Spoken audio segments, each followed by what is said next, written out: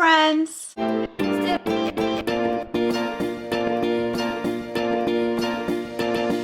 My name is Desiree, aka Mama Friendly, and on my channel I do things like hauls, cooking videos, planner videos, homeschool videos, try on like fashion videos. I do a little bit of everything. So if any of these things sound like fun to you, I hope you'll subscribe and join my little YouTube family. So I'm really excited about today's video. My friend Tiffany at Small Town 6 is hosting a collab that we're hoping to do every month, and it's a food challenge collab. So she's challenging us to make recipes with kind of like oddball ingredients. And the theme for this first video in the series is cereal. I'm not gonna lie, I had a little bit of a hard time trying to sort out what I was going to make for this collab, because I feel like with cereal, there's like 2 or 3 obvious recipes, obvious choices I could have made, but I didn't want to go too obvious, and I also really don't cook with cereal. As a matter of fact, growing up, I think my favorite cereal was probably like Rice Chex or something, and if I was feeling really like wild and out there, I might have some Honey Nut Cheerios. So I was never into like Cocoa Puffs or, you know, those like Cookie Crisp, like none of those like super sweet kid cereals. I was never really into that even as a child.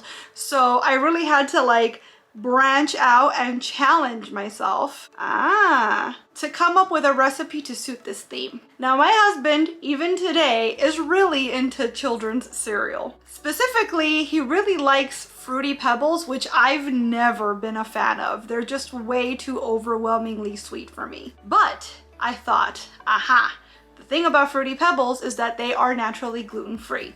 And if you're new to my channel, you might not know that I eat gluten and dairy-free. That's it. Like no cheats, no exceptions. We are 100% gluten and dairy-free, or at least me and my son are. So I took this sort of as an extra challenge personally. Can I make a safe recipe that my son and I can enjoy, but that my husband will like? And so I've decided to make Fruity Pebbles cookies, but I'm altering the original recipe to make it both gluten and dairy free. I'm gonna post a link in the description box to the original recipe so that if you'd like to follow along with that, you can, although I do let you know in the video both the original recommendations and the modifications that I'm making. And as I mentioned, this is a collab, so there's also going to be a link to the playlist in the description box of this video, so that after you've watched my recipe, you can go check that playlist out and see what all of our other friends made for their challenge. Without any further ado, let's make some Fruity Pebbles cookies, shall we? So as usual, I'm going to start off by showing you our ingredients. For this recipe, you're going to need 1 1/3 cup of Fruity Pebbles cereal, a 3.4 ounce package of instant vanilla pudding. I'm using a vegan, soy-free formula that I found on Amazon because we are both gluten and dairy free. You need 1 1/2 sticks of softened butter, but again, we're dairy free, so I did the math. Half a stick of butter is 56 grams, and we need 3 times that amount, so I'm using 168 grams of coconut oil in its place. 1 cup of sugar, 2 eggs, a teaspoon of vanilla, 2 cups of flour. Of course, I'm using gluten-free, and this blend does have xanthan gum, otherwise you'd want to add probably about a teaspoon to that, and a teaspoon of baking soda. We're going to preheat our oven to 350, and we're going to start by putting a large mixing bowl out. You're going to add your sugar and butter or coconut oil. You're going to beat on medium speed until combined. I'm doing it by hand, so I just eyeballed it. You're basically just doing the creaming method here. After that, you're going to add your package of pudding, and you're going to continue to mix well until it's all combined. That's going to be followed up by the eggs and the vanilla, so you're going to mix for an additional 1 to 2 minutes until everything comes together.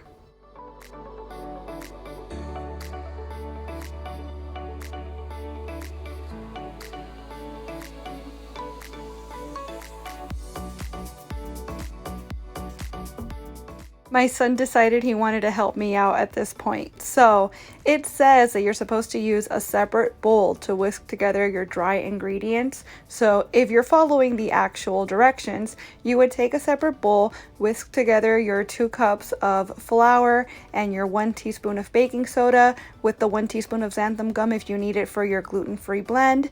Me, I'm a rebel or a savage or an animal or whatever you want to judge me to be, but I didn't want to dirty a second bowl, so I just threw everything into the original bowl and combined them all together.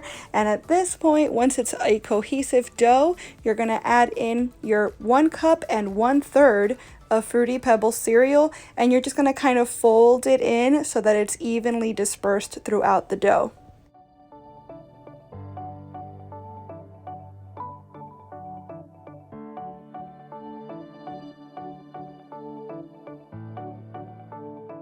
So I'm taking a parchment lined baking sheet now, and I've got my little cookie scoop. I'm trying to make them as even as possible, but even the cookie scoop is not really helping me because I don't have the patience for this. I'm sure you all know this by now. But I managed to get 12 little cookie dough balls onto the pan, and it says to smush them down a little bit. They will spread though, but you want to smush them down so that they get more cookie-like and less cake-like. I did a second batch where I didn't smush them down, and the texture was definitely different. Not bad at all, but it just depends on what you're going for. So once you finish this step, you're going to stick them in the oven. It says to bake for 7 to 8 minutes at 350. I ended up baking mine for a total of about 10 minutes. That might be because they were gluten-free, but just keep an eye on them and take them out when they get golden brown around the edges. I'm already eating one because I forgot to turn on the camera, but my exact reaction was, are these the best cookie I've ever made? And I think they might be. I think so.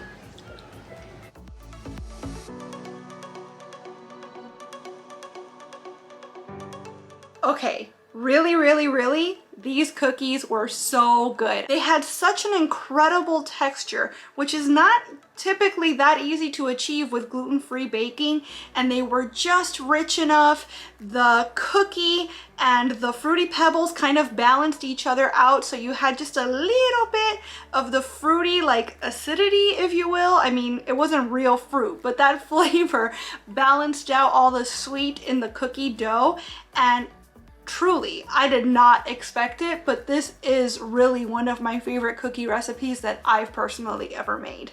I don't think anyone is more shocked to hear that than me, trust. But I'm definitely gonna be keeping this recipe in my back pocket, and I never would have even tried it if it weren't for Tiffany challenging us to cook with cereal this month. So thank you so much again to Tiffany for hosting this collab. I'm really excited to see what she and everybody else made for their challenge videos as well. And if you are too, like I said, make sure to check out the link in the description box so that you can check out that playlist and see what everybody else is up to.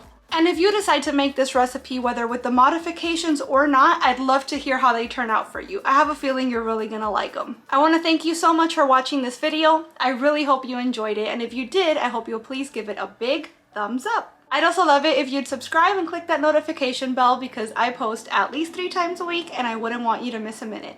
Thanks so much again for watching. Bye!